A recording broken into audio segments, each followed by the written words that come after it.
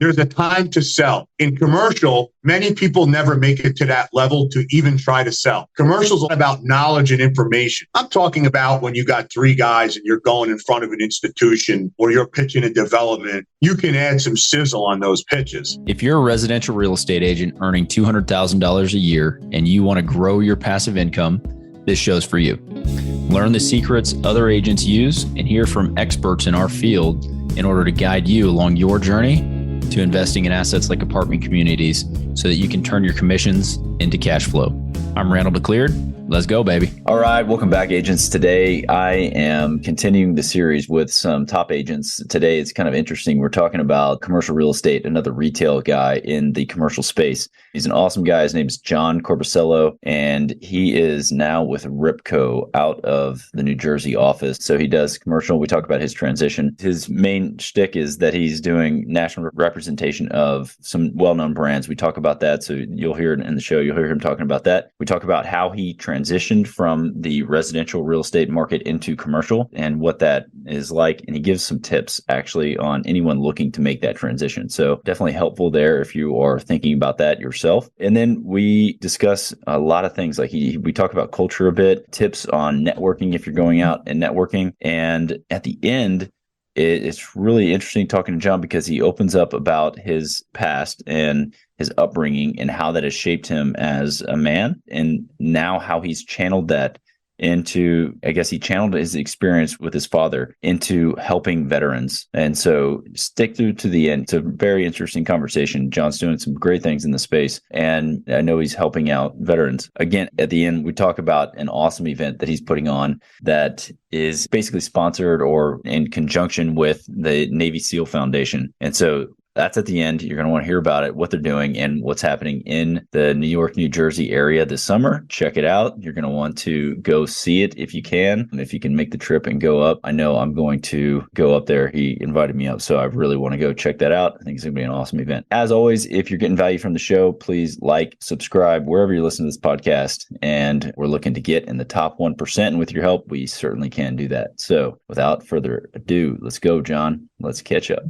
All right, Jon, it's great to have you on today. Thanks for joining me. Why don't you go ahead and kick it off and just tell us a little bit about yourself and where you are in the real estate space and what you work on? Sure. I'm obviously a commercial guy, mostly retail and investment sales. Also do some industrial and a ton of development. Our office is in New Jersey. However, for some folks, I cover the Northeast. For others, I cover national representation. And of course, here on our home base is mostly our landlord and our seller work out of New Jersey. But again, tenants and buyers span us all across the East Coast, even out to the West Coast. I'm working with a couple of guys out in Vegas right now. We're working Delray Beach in Florida. We're working up in Boston. Depending on what the project and or who the client is, we're all over.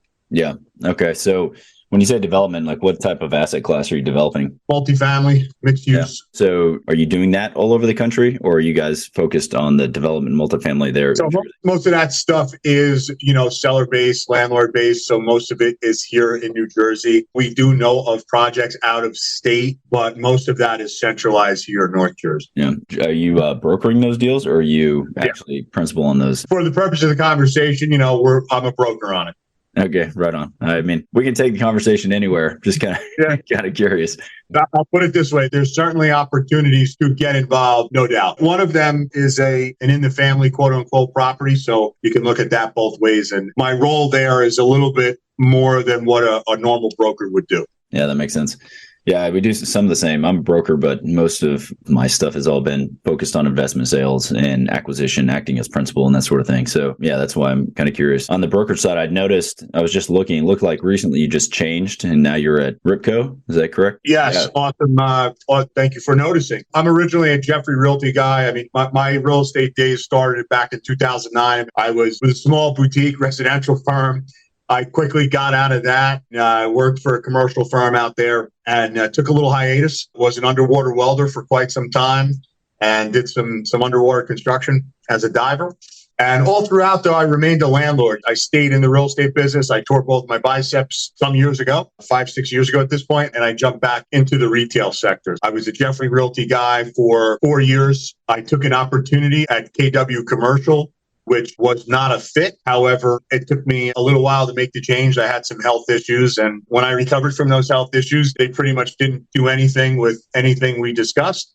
So I said, thanks for the time, no hard feelings. It is what it is. Obviously, residential, agency, so to speak, is just never going to function like a commercial firm. Doesn't make them bad, doesn't make them good. It just makes it different. And, you can't always be the lone wolf and acquire projects like I work on. Yeah, for sure. I'm always curious about that with KW commercial. I see some guys in that, and it's just not. On that flip side, a lot of my buddies that were doing this sort of work in San Antonio were working for, the Cushmans and the known names. Look, here in the Northeast, KW is a resi company. Down in Texas, they originated out of Texas. So I'm sure they have a commercial presence. The problem is, I've been told this actually by a friend of mine, and that's one of the reasons I made a change. You got to think about when you're interviewing for a shopping center or, Cushman's pretty much all office, so an office building of some sort, where you're going to make real money. There's a guy in charge of that real estate, right? Very seldomly are you dealing with the actual owner. If you are, you're probably dealing with an ownership, meaning a REIT of some sort. And even though you're dealing with the company that owns it, the guy that's in charge of the real estate is not the owner, right? So if he hires the Cushmans of the world, the JLLs of the world, the CBREs of the world, and that space doesn't get leased or that building doesn't get sold, the optics are, well, hey, we hired the Yankees and they had a bad game, or it was a bad season, or it was COVID and there was no baseball. They hire a Keller Williams, or a Weicker commercial. That guy gets fired all day long because whoever his boss is going to come down and say, well, okay, Randall's great. Randall's an awesome broker. He's doing crazy numbers, but how does Randall, without a team, without proper infrastructure in a company, take care of our property and his other properties? And our property has 6 vacancies. Can't imagine how many vacancies are. He's selling our property. They just won't do it, if they know you. But to really make big business, Keller Williams, you're at a traditional commercial firm like Cushman and Ripco and JLL and CBRE. Look, you get a listing, you call the guy up, they put this on. There's so many things that are done internally, marketing, brochures. I mean, these are the foundations of taking on a project. And I don't just mean marketing to send an email blast, but, you and I have now met. I tell you about some 50-tenant building I have. But you can want to see an offering memorandum. I'm not a graphic designer. I sell the building. At KW, everything is a la carte. And when things are a la carte, you become the vetting process. At any other firm, well, there's 50 other guys. There's 150 guys at Ripco. If the design guy wasn't good, he probably wouldn't be working there. Yeah. It's just a different, and for me, honestly, and again, not to get too far down a tangent, because now we're just talking about culture, and I'm not bad mouthing anybody, but it's a culture thing. I'm 37 years old. I know who I am in this life. Personality-wise by now. I'm a suit guy. It's hot here today, so I had a suit coat on with my shirt. A resi firm it's generally a lot younger mentality. You'll find there's a big delta between the top producers and the quote-unquote rest of the pack, and the culture is much different. The culture is we're taking classes at 10 a.m. or 12. We're doing lunches. We're networking every day of the week. We're having drinks. Commercial's not that. It's, hey, we're in the office. We're making calls. We're setting meetings, and at 5 or 6 o'clock, you may work the rest of the evening at home, but nobody's calling you unless they know you at 8:30. So it's just a more professional environment. I find it's much easier. It's definitely a lot more ruthless, a lot more cutthroat, but it's just my speed a little bit more. Hey, what's the cap rate return you're looking for? What's the ROI? What's the cash on cash? Or, hey, how many square feet are you looking for if you're a tenant, right? And once we find those, there's certainly reasons why deals fall apart down the line, but there's not too much to negotiate. And I get you a 5,000 square foot restaurant in Bergen County. If you don't take it the first time, okay, maybe there's something about it that we couldn't see, but, you're not going to show them 25 spaces and then, somebody's wife come in and say, well, I don't like the color of the paint. Yeah. So anyway. Yeah, I agree 100% with that. And with the residential background, and I was doing a lot of flips and that sort of thing. And just the level of professionalism, once I started doing developments and working with engineers and architects and actually dealing with professionals just on that side, I was like, I can't do this anymore. I can't flip a house again because it's... And listen, I don't knock it. Look, I've owned a ton of multifamily in my day, and I'm even looking back into it now. So again, it's nothing to knock. It's just you're either one way, right? Like you're either a business guy or you're more into art and creative. Doesn't make anybody better or worse. It's just your personality. My personality seems to fit with the commercial, but again, On the personal side, I go back to the resi because there's a value there. It's just different when you're playing broker or you're playing owner.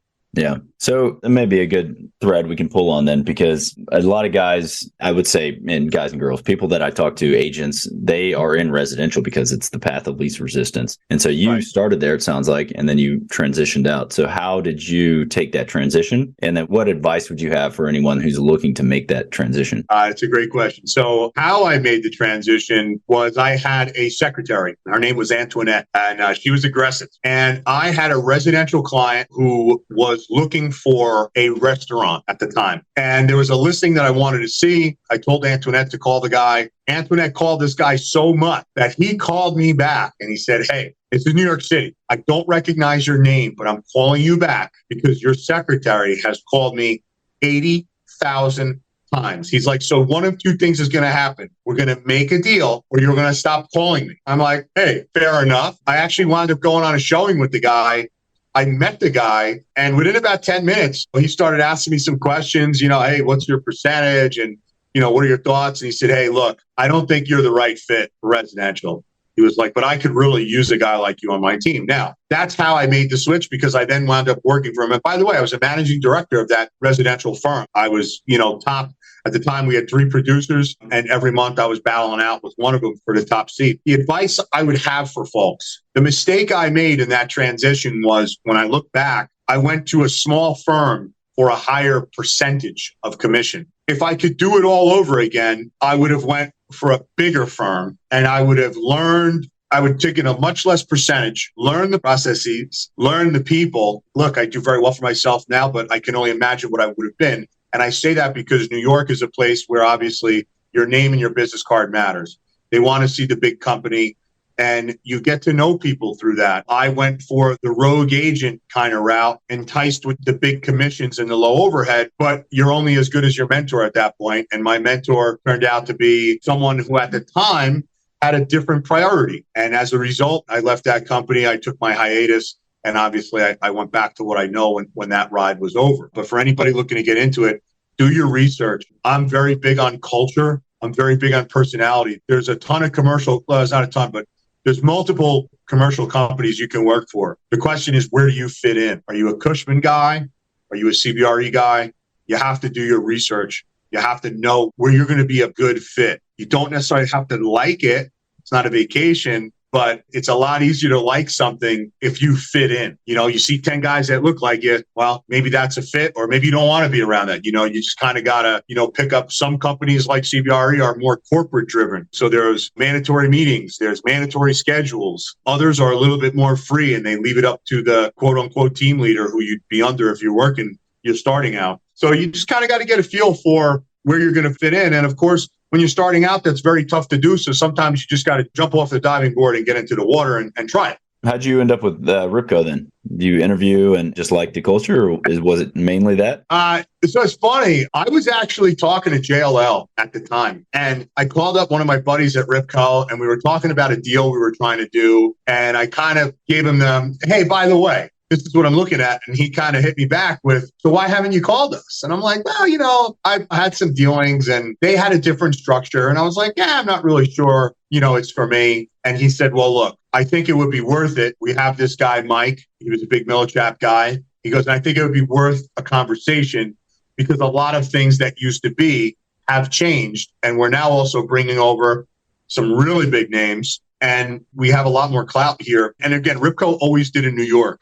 100% in Manhattan, absolutely. But the Jersey office, the Tampa office, the Miami office, we have guys in Connecticut, not an office, but Long Island, obviously very big there. And I listened to what they had to say, and I just felt like they were the best fit. The most support, obviously retail is their main gig. That's obviously what I do. There's some leeway if you have some experience on doing some other things. And I felt that was the best choice while also gaining that knowledge from folks who have been doing it for a while, from folks who are closing, Steve Krause, $6 billion, 598 transactions. These are the guys that, when you have a big site and you're looking for your buyer, you don't need to look. Your first call sometimes is to your colleagues at Ripco and the intra-office collaboration. Since I've been there, I've seen some things that just absolutely blew my mind on collaboration. And it was refreshing. Even at my former traditional commercial firm, there was collaboration, but not like we have here. And I just think it's great. So the only advice I can give folks is, hey,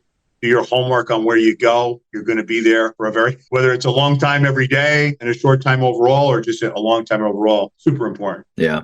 So let's go down the retail alley now. I'm kind of curious. Again, I had a guy on the other day. I don't think it's aired yet, but we're talking about retail. He's a LA guy. And so got a little bit of insight into how that market's looking, how that's performing, his retail. So what do you focus on? What's within retail? What are you mainly working on? It's a great question. So I have a couple of QSR guys. I've been representing in the Northeast, Mako and Meineke, for about 5 years now. I don't represent every franchisee. Yeah, obviously, there were folks that were already franchisees with stores before I came on. Any new one I pretty much have. We do that from basically Delaware all the way up to Maine. Mako, same gig. We're working on some stuff in Delray. So I do have good traction with the automotive guys and QSRs. Again, we do all kinds of retail, but coffee guys, fried chicken guys, breakfast guys, that kind of thing has really been entertainment, children entertainment, which has obviously taken off tremendously in the last couple of years. I just locked up 20,000 square feet for one of my best tenants on Route 17 in Paramus, New Jersey,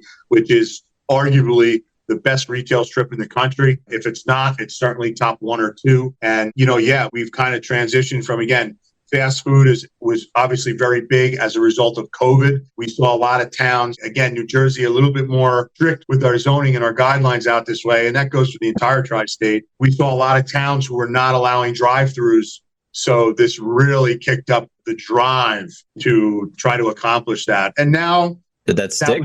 It did stick. Yep. Yeah. What I'm seeing right now is rents are getting to a point where the pad site, unless you need it, for example, McDonald's, your Burger Kings, they're not going on an end cap drive-through anywhere. They need their own pad site, their own building. But we are starting to see some other concepts that are focusing more on the end cap drive-through rather than the pad site that they once had. Mm-hmm. So that's one of the transitions that I've certainly seen. And as landlords are developing projects, they're starting to figure that into, okay, you know what? We're going to go for the big guys on the pad, but there's still some other guys that could use drive-throughs that we can have in the center or in the project. Let's go ahead and try to plan for maybe another drive-through or 2 on site. Are you seeing any, because this is what we discussed, are you seeing any shift to a fully, maybe not unmanned, but no dining for like Chipotle's and that sort of thing, to where it's all drive-through? The entire thing is going to be like one of those drive-through coffee shops where you just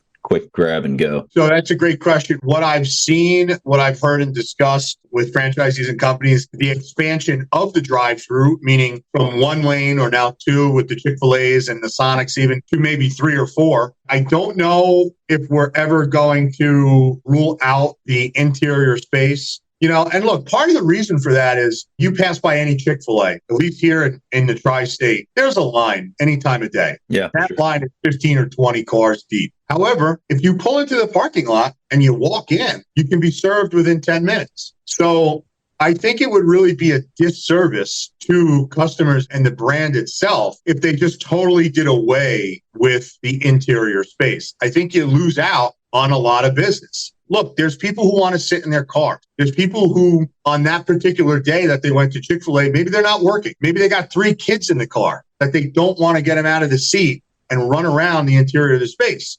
Well, that's fine. And they're in the drive-thru, and they'll always have that.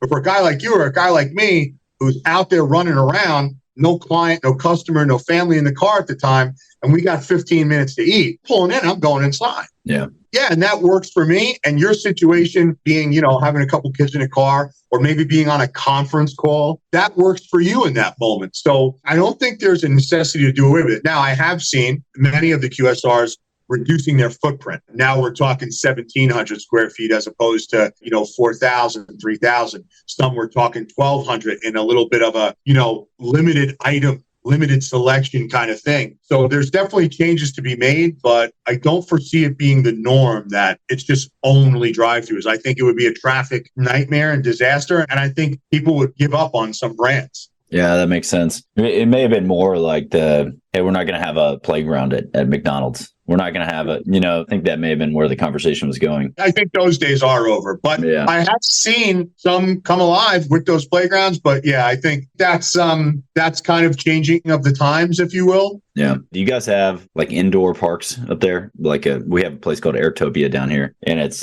awesome for kids. You take them there. It's an indoor trampoline park. And those things have blown up all over the place in San Antonio. Yeah. So great point. That was the recent deal I did over there in Paramus, indoor park kids. We have a ton of other stuff here. We have American Dream Mall, which has a ski slope in it. It's got rock climbing. It's got a whole bunch of stuff. Yeah. We do have those indoor amusement parks. We have indoor water parks here in New Jersey and also Pennsylvania as well. So there's a ton of stuff like that to do. Yeah. How much space does a indoor ski place take up? Do you have any idea? Yeah, that's a great question. I don't know the answer to that, but certainly tens of thousands. I see the view back here. Where are we looking? So you are looking at Midtown Manhattan on the east. You're looking at the west of Manhattan. You are facing east, looking at the west side of Manhattan, and you're looking at Midtown right there. We have the Freedom Tower off to my left, your right. That's what I thought. It's a nice view here. That's an awesome view. Is this your place? This is. Yeah, it's a great view. My sister-in-law still lives up there. She just moved out of the city, and she's in West Orange. I think that's relatively close to you. Yeah.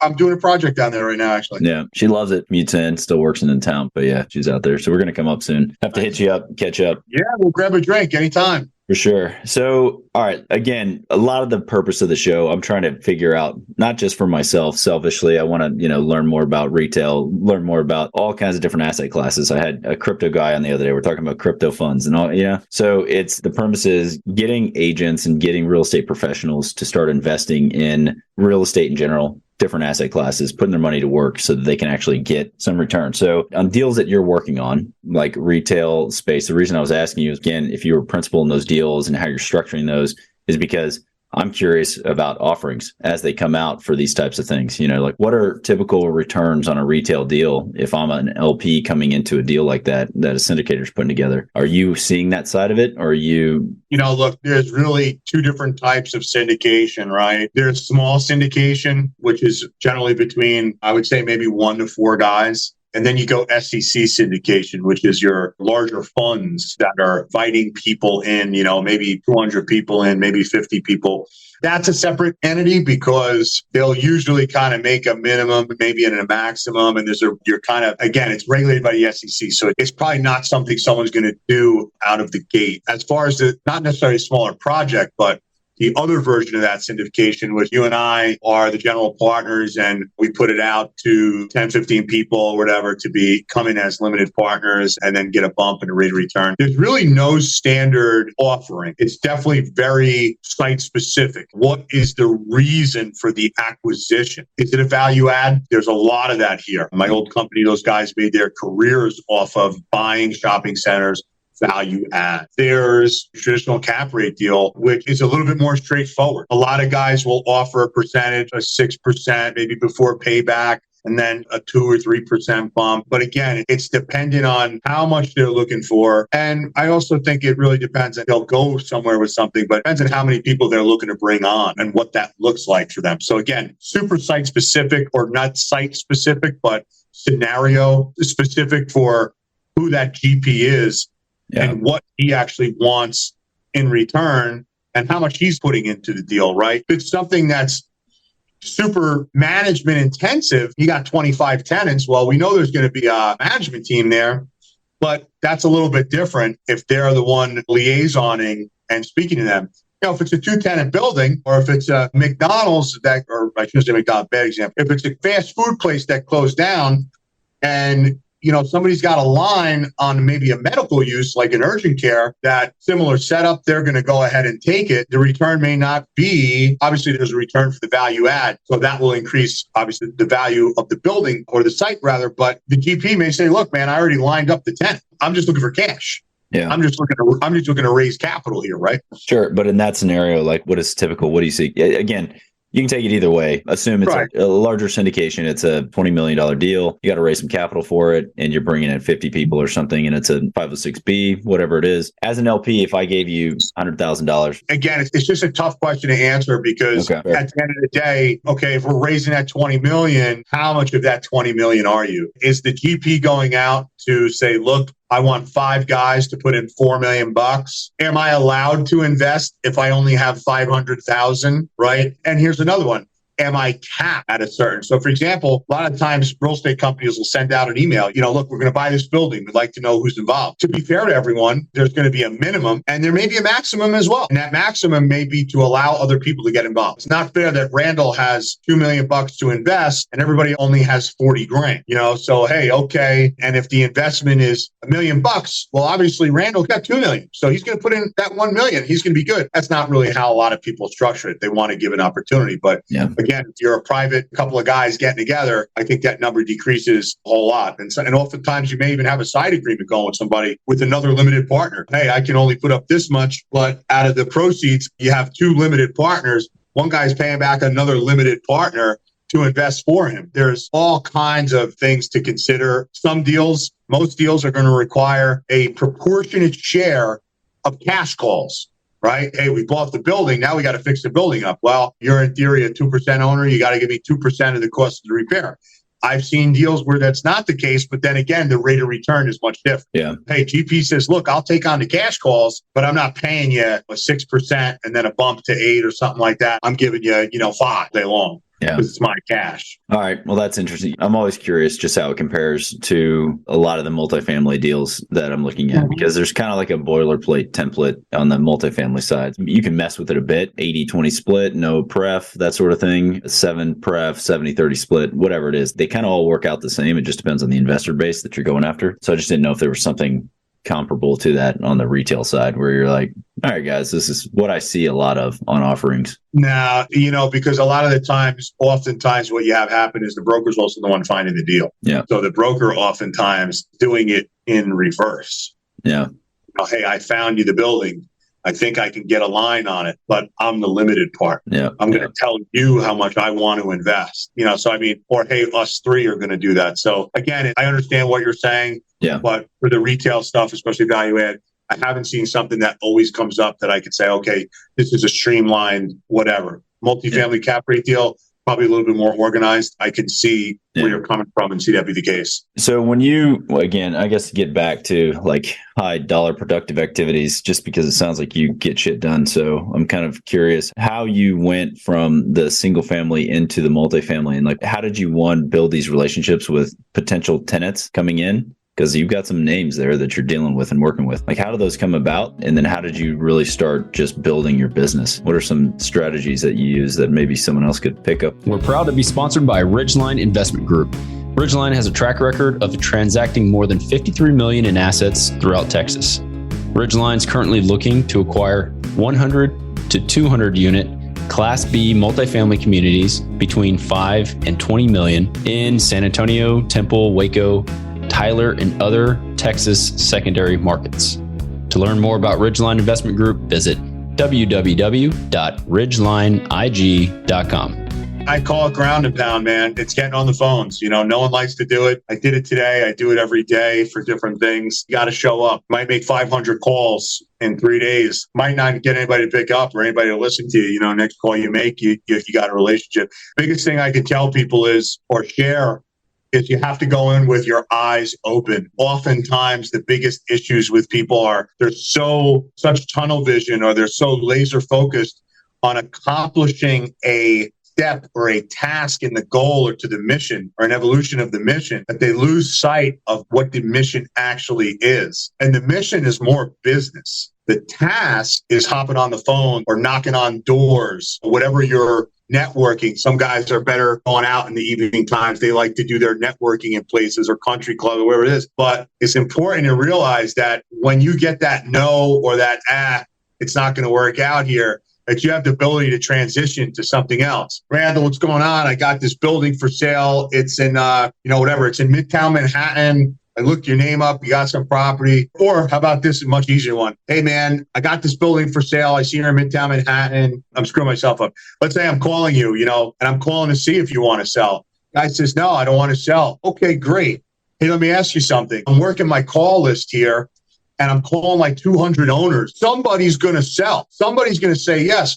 Are you a buyer? You own a building on 8th Avenue, and I call a guy on 7th Avenue, and we're both on 40th Street. Would you buy that building? Guy might say, yeah, all day, man, I'd buy that building. Okay, great. So it's like, hey, I didn't get what I wanted or what I thought I was going to get out of the call, but I still got a client. You can run that one as far down the rabbit hole as you want. Well, what do you buy? Do you have any properties? And here's another follow-up, Oh, man, you don't want to sell that building on 8th Avenue? Hey, Randall, I got a question, man. I'm actually out here in New Jersey. You guys own a lot of buildings? Do you own anything in Jersey? Oh, yeah. Matter of fact, we own something in South Jersey. Hey, gee, you know what? We actually might want to sell that building in 6 months. Oh, wow. Okay, great. It's being able to adapt to the phone call and have your eyes a little bit more conversational rather than what I've learned in my years is there's a time to sell. In commercial, many people never make it to that level to even try to sell. Commercial's a lot about knowledge and information. I'm going to give you the information as to why this site works or some things you don't know. So then you say, well, when is actually the time to sell? I'm talking about when you got 3 guys and you're going in front of an institution or you're pitching a development, you can add some sizzle on those pitches. You can talk about not only the building, but maybe the culture and the environment and the vibe that it's going to bring to the community and how the people of the community are going to love this. And we're going to build a new walkway by the river and we're going to have tennis courts and we'll have tournaments. There's some sizzle and some flair there. But for the most part, for the day-to-day, it's about asking the right questions, being as informative as you can on the topic. Yeah. I think the transition or the statement, have your eyes open, is key. There's a book I read, I think it's Jeb Blunt wrote it, and it's about always be prospecting, something along those lines. And always have something you're talking about and just listen to the person, because that's more of a conversation. You're not doing like a sales pitch, just calling to pitch somebody. It's like, well, let me build my buyers list at the same time, and let's see if I can be of value to you at some point in the future. I remember being a new guy going to networking events, trying so hard just to try to find something to connect with somebody about, thinking it's all about business. But the reality is, again, I had my tunnel vision on, right? I put in my schedule that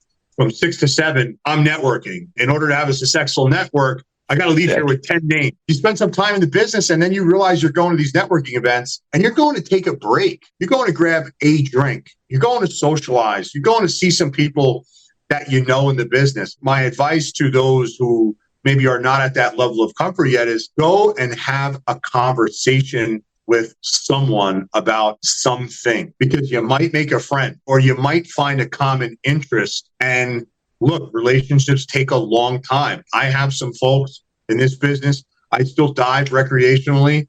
We dive.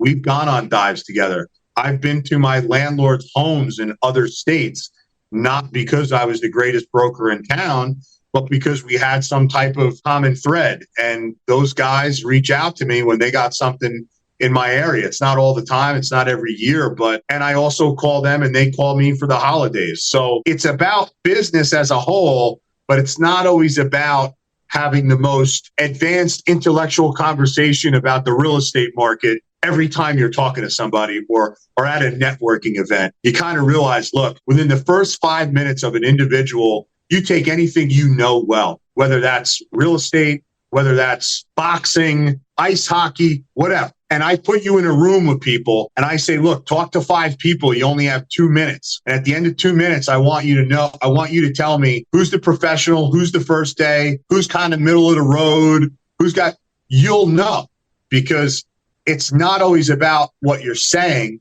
It's about what you're not saying. And if I'm talking to you about a massive multifamily and I tell you I do massive multifamily deals and I'm not using the right lingo, well, okay. And look, you may leave that conversation, and here's what people don't realize. You may leave that conversation and say, wow, that guy John sounds like a really great broker, but he's a great broker at level B or level D, and I'm at level F. And I know that because even though he had a sharp suit on, I could tell he wasn't drunk. There's no excuse there. He just wasn't talking the language that I speak every day. So you can grasp how much experience or how good someone is in a very short time frame of talking to him. So again, you're not fooling anyone, and it's just better to be yourself and get that relationship going. 100%. I agree with that. And on that point, I think it's a good transition because I wanted to ask you a couple things that I saw on your personal. You got this Navy SEAL Foundation swim event going on, and that looked really interesting to me. You're a diver and an underwater welder. I'm putting some pieces together here. Do you have military background, sir?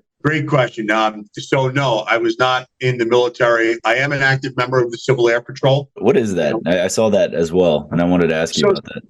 The Civil Air Patrol it could be enacted as in the Air Force in the time of war. I don't think that would ever happen. And if they did, it would not be in a combat applied position. The Civil Air Patrol is a volunteer organization of civilians and also obviously retired active duty. It's everybody. And it's really catered to the kids, but there are adult roles. Similar disaster relief. If there's a hurricane, those guys will go all over the country. Again, good for the kids to become cadets and kind of work up to military school and things like that. But it's a volunteer organization through and through and at the heart of it. You'll see them at baseball games. You'll see them at hot air balloon fairs and things like that. But you'll see them assisting. For example, during the time of COVID, I was sent down, or I volunteered rather, I was at a COVID testing center ran by one of the county police departments. And we were there. We had a functioning role there. But again, it's a volunteer role. You're not walking around with your plate carrier on that they gave you and playing Rambo for the day. You're helping, but in a support role. No military background. I did work an arms company for a little while. I still do a little bit with them. They're government contractors, ITAR and your certified newcomer arms. That's a smaller company. We've had some dealings in different countries. I was down in Brazil not too long ago trying to sell armored vehicles. We wound up not getting the contract, but it was a great trip nonetheless. And the Navy SEAL swim, that was the other thing you asked about.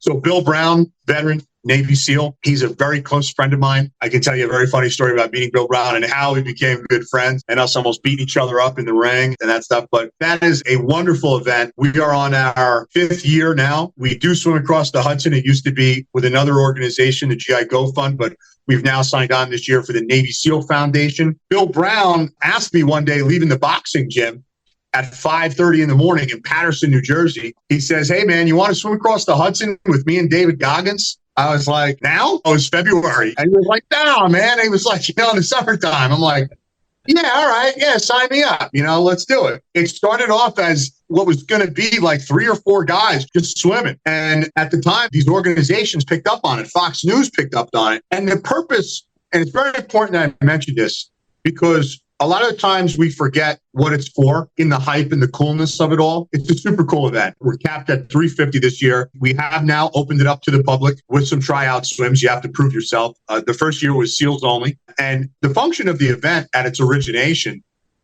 was to help homeless veterans in the tri-state area. Now, my father was a homeless veteran, and he was a homeless Vietnam veteran. However, he was homeless in the 2000s. It's a very, very important point to me. And the reason I'm making it is my role in that first year was to give a speech. I didn't swim that year. Actually, my first time swimming was this past year because the year prior I was in the hospital with COVID. But I like to speak to those veterans and tell them, the ones that have families, right? To me, there's a difference between being homeless, genuinely, truly homeless, and I feel for those people that are, and living on the streets. Living on the streets is a choice. And oftentimes what you have is these veterans who did their time, no matter what branch. I know it's a SEAL swim, but it doesn't matter. Army, Navy, Air Force, whatever, Marines. And they had a role, oftentimes at a very young age. Oftentimes they were leaders of folks even older than them. And in a combat application, when you come out, the transition can be difficult. And the smallest thing, so let's take a guy, many people think, oh, veterans have it so easy in the workplace. No, they don't. The same thing that a veteran uses to get that job is the same thing that he's trying to not be when he gets the job, right? There's a lot of stereotypes about veterans that aren't positive. So, hey, when they get that job, now they're doing everything they can. Well, that's our veteran we got working for us. The hair grows long. They're not showing the tat. They're dressing proper. They're trying not to be what everyone thinks it is. And it's not easy. And again, sometimes it's like, hey, like my buddy Ryan, that's Ryan, he's the Marine. It's like, no, That's Ryan, our senior vice president. He is a veteran and he did serve, but he's our senior vice president. He has the tools and the capabilities to have this position current day. And that makes things difficult. And look, I had someone I know lose a job, and the job was a good pay job, almost take their own life. One person on the George Washington Bridge got into a fight with a passerby. Guy pulled him off the bridge. He was going to jump. Police show up, and this is a friend of a friend. Well, let's be clear. My personal friend gets into a fight with the passerby. Cops show up. Passerby says, look, I don't want to press charges. I just want you to get this guy some help. Says to the guy, why did you try to do this? He said, I lost my job. He said, okay, I'm ashamed to go home with my family. And oftentimes I think veterans feel that their families will be ashamed. But I'm there to say, because I was the son of someone who felt ashamed after they lost their job. So a little projecting there, but he was ashamed to come home and be a father. And even though he was my mother's ex-husband at the time, he was ashamed to provide. He was ashamed to say he didn't have a job. Now, I grew up without a father. I had a stepfather. And if you ask me back then, or you ask me today what I would have been back then, I just wanted my dad around. I wanted my dad to take me to the baseball game. I wanted my dad to be at the football game. I wanted my dad to teach me what he knew about camping and doing all these other things. Whatever money my dad made was irrelevant. And to my mother and my stepfather's a tremendous man, definitely developed a lot of respect for him over the later years of my life. They also didn't care. They were happy for his role to be my father. And if he couldn't provide a financial benefit, they were okay with that. And look what happened. My father chose to live on the streets. They found him in a parked car, homeless, half his teeth missing. And although not everyone gets to that level, my message is to say, look, your family loves you. They care about you. Go home, especially guys with daughters. If you have boys, life's a little bit different, but we want those guys to come in and get the help that they need and get a job and get cleaned up. And that's the purpose of the event. So we raised quite a bit of money, several $100,000s. Again, the Navy SEAL Foundation has taken over this year. So a little bit of the changing the guard, but it's going to be massive this year. We're capped at 350 swimmers. So if anybody out there is listening to this and you want to try out, we have tryouts in June. We have tryouts in July. Please get in touch with Randall or get in touch with me, whatever contact information comes up. We'd love to give you an opportunity to join us. And if you can't swim or you're not a good swimmer, please come out and support. Fox 5's News covers it. We have a ton of great events leading up to the big show. We get a ton of assistance from the NYPD, New Jersey State Police, and it's a really cool experience. How long does it take to get across? Like a good swimmer compared to We start in a park in Jersey City, and we run down to our launch point. It's about 1.5 miles, 2 miles. Then we'll jump in the water. We swim to the Statue of Liberty. We jump on a barge. We do 22 pull-ups to honor veteran suicides and 100 push-ups. And then we'll swim over to Ellis Island and we'll do the same. And obviously Statue of Liberty is symbolic. It's the liberties and the freedoms that we're given here in this country. Ellis Island, very symbolic to most all of us who at some point or another, our family members and ancestors came over here for a better opportunity that we're now living. And then we do our last leg over to the Freedom Tower, which obviously has no explanation needed, the site of 9/11 and the beautiful building that's there now. And we do the same, and then we run to the 9/11 memorial, where we put our American flags in the monument. And all of that takes about 3.5 hours. But remember, we're stopping. There's several hundred people in the water. Sounds amazing. We have to take up a footprint. We have to be mindful of the water traffic. We can't have, 2 guys all the way back, the rest of the group all the way up. So we do hold off on launching guys. But the event, 3.5 hours, then we have a nice after party. And over the years, it's just been great. You don't see them all year. And honestly, with the addition of non-military members in the public, there's friendships, business relationships, brotherhoods that have been formed for this event of guys who never would have met each other otherwise. Yeah. Never would have had access. And that goes both ways, right? Some of the SEALs business contacts, some of the business guys, wow.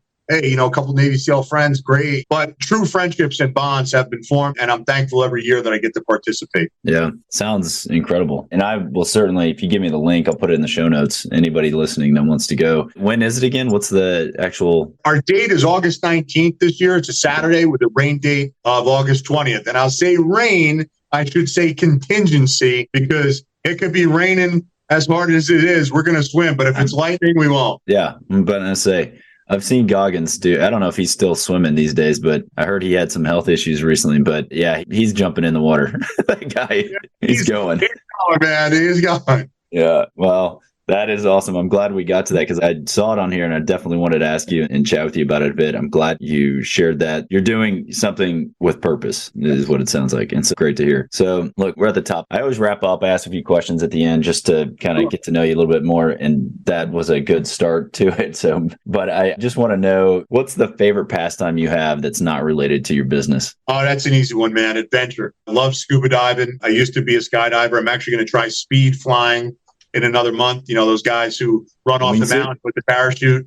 No, that's different. These are the guys that they zip down the mountain. You know, you see them a lot of times going through the tree lines. Yeah. But scuba diving and traveling the world, seeing other cultures, seeing how other people live, seeing what were things that I can take out of that culture and incorporate, not necessarily in my business life, but in my personal life. I've been to some great places. I've been to some very dangerous places, and I've met some beautiful people in those poor and dangerous places.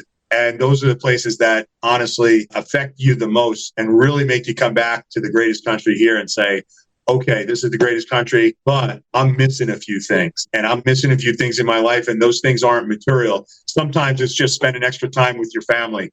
Sometimes it's telling your friends, you know, you appreciate them as friends. You know, when I'm down in Brazil and staying at somebody's place, my ex-girlfriend at the time, and power went out. I was the only one home. The neighbor was yelling in Portuguese, which I learned, and she wanted the power out. But the thing that struck me was she knew exactly where it was in the house. So I came to the conclusion that this is something that has happened before. When I asked my ex, what do I make of this? And she goes, look, man, we may not have what you have, but we help each other. She was like, if my neighbor doesn't have food today, I'm giving my neighbor some food, or they're coming over for dinner. If they need power so they don't lose the food in their refrigerator, then I'm giving them power if I can. Yeah. And to me, that just speaks volumes. I mean, look behind me. I mean, tremendous view, tremendous city. I'd more than put every dollar I got on it. That, like me, in this building. Do I know people in this building? Yes. Who do I know the most? The staff of this building, the doorman, the security guard, the handyman. Couldn't tell you who my neighbor is. Couldn't tell you who my neighbor is on the other side. Maybe one or two guys I see at the gym down in the basement every once in a while, don't know what apartment they're in. So when you see that in real life, or I was in Egypt and I saw some similar things, it just hits home, and it makes you a better person because you can appreciate things a lot more. Yeah, I second that. Just traveling in general, but seeing what we have compared to some other countries, and I don't know, sense of community that you're talking about is huge. Give the kids and the wife a hug, sort of deal. All right. So what is the best thing or memory that's happened to you or your family in the last 60 days or so? Well, recent good things. All right, wait. Let me count 60 days, right? So good Lord. Well, no, listen, if you want no, but family. Again, I'm solo here by myself, so I can't comment too much on immediate family. But for myself, again, recently back from another wonderful trip in Brazil and just got a chance to see cultures, experience. I was there for a couple of weeks. I experienced the New Year there, which was great. And again, just seeing how even coming home from that, it's not easy and it's difficult, but just experiencing the difference of cultures, even when things are not always positive or jokey, so to speak. It's just eye-opening in a sense. Our banks here in the U.S., Saturdays and Sundays. Down in Brazil, no Saturdays, no Sundays. So to see what people don't know, and to see, a better way to phrase it for your question is, to see what people are amazed by, bringing down small gifts for some people down there, and their eyes light up. And it's amazing because it's something to us that you would say, well, that's at like every convenience store. Like, what's the big deal? And they're saying, well, we don't have it. So that to me was super eye-opening. And I got to say, last 60 days, I came to Ripco. So that would be my personal business. Hey, I'm at Ripco.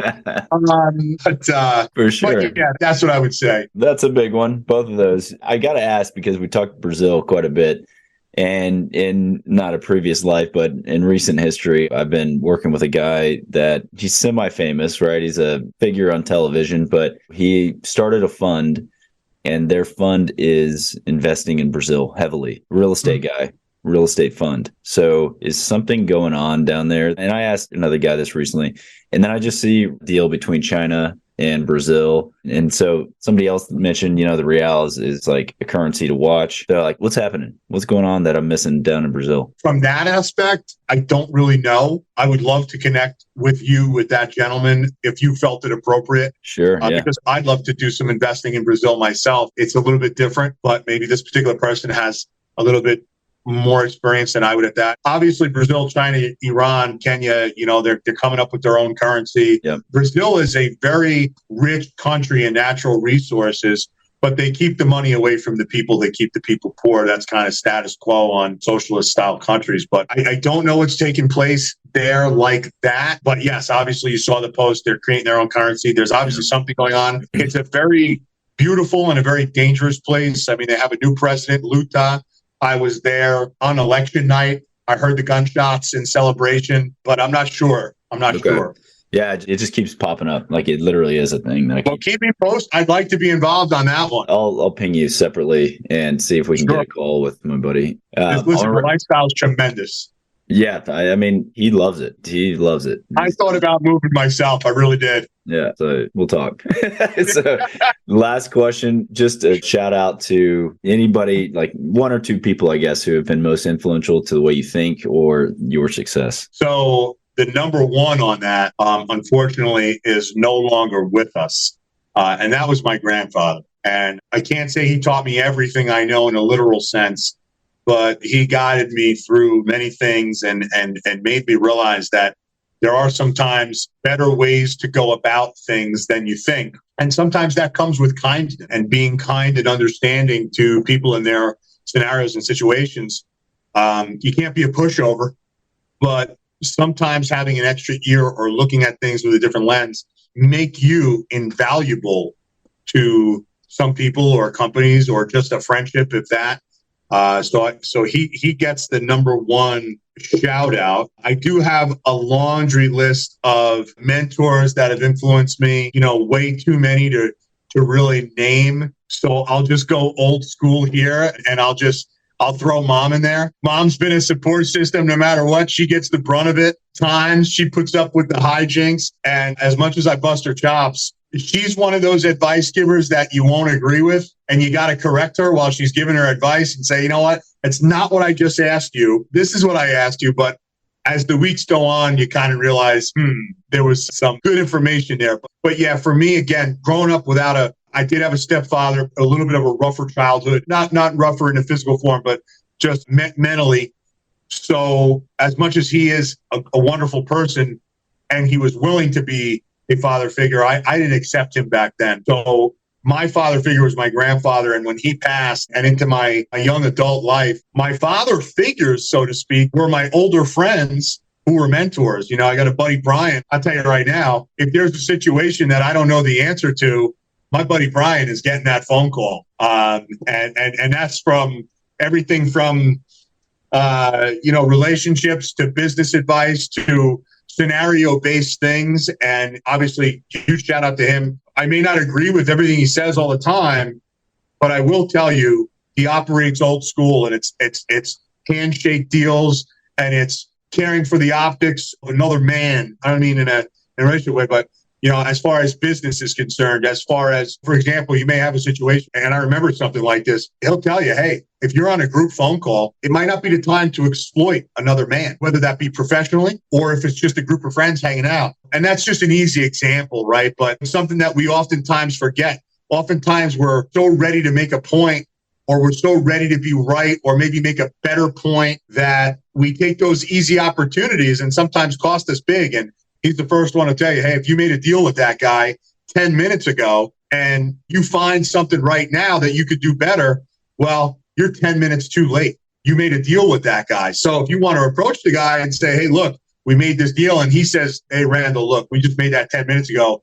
It's all good. And that's fine. But you do the right thing. You do the right thing by people, and you do the right thing by those around you. And that's a lesson that doesn't have a price. For sure. Yeah, it's good to have guys like that around, for sure. So, man, I appreciate the knowledge. Hopefully it was entertaining. Man, it's good. Like, for me, I love having these conversations for so many reasons. It's never met you before. It's a good time to catch up, and I see what you're working on. And like you said earlier, we can talk business all day, but bringing some of the personal into it as well, and just kind of getting to know people from around the country has been huge for me. So again, we can talk Brazil, we can talk all kinds of things. and And we will.